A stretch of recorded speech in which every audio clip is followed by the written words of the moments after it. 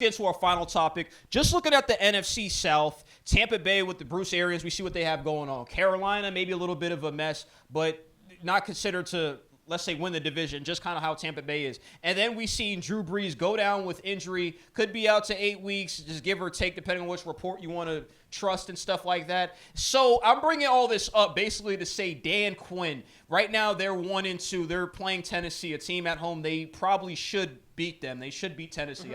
This should be a no-brainer. But at this point, it's like, will they? I thought they should have beat the Colts last week. But anyways, bringing up the whole division, we would think on paper this is the Falcons' division to lose. How much trust do you have in Dan Quinn to actually, for them to follow through and win this division? I know back with Seattle, Dan Quinn in Seattle, that's how he got the job, did a lot of great work. How much do you trust him? You've seen a lot of Dan Quinn. What's your level of trust with him right now?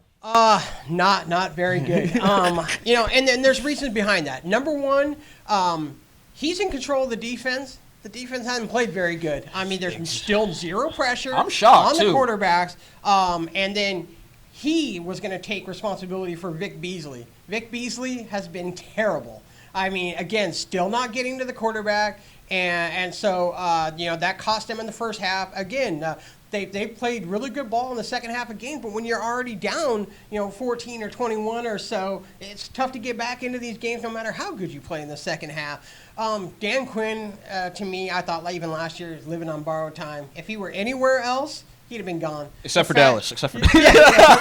Dallas and Jerry Jones and Arthur Blank definitely like to hold on to their coaches, and that's just the thing is, Arthur's going to give Dan Quinn as much rope, to go, but it's just a matter of, he's got to show. I mean, again, you were brought here because you were a defensive guy, and that's still the weakness of the team, and you can blame it on the injuries. Go ahead and blame it on the injuries, but hey, look, Drew Brees went down.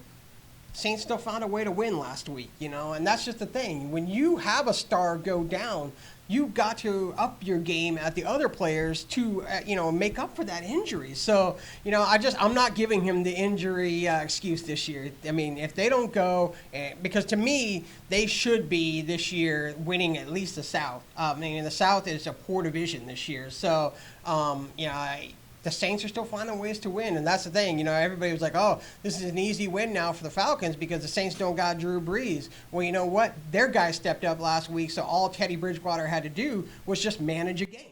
And exactly. And Sean Payton, too, just showing, and I think this hurts Dan Quinn away, too, seeing the success he has. Because I watched the Rams when Drew Brees went down against the Rams. Their offense could do completely nothing, which the excuse I put it into was, okay, Teddy Bridgewater thrown into a situation like this, obviously didn't expect to play. But I was like, where's Kamara? Where's Michael Thomas? These guys are supposed to be all pros. And then the following week, we've seen the production. We've seen these guys step up. We've seen Teddy Bridgewater manage, not a perfect game, but do great things in Seattle. Mistakes. He didn't throw interceptions. He didn't fumble the ball, and then he really he let Kamara run the offense, and that's essentially what the Falcons have got to do.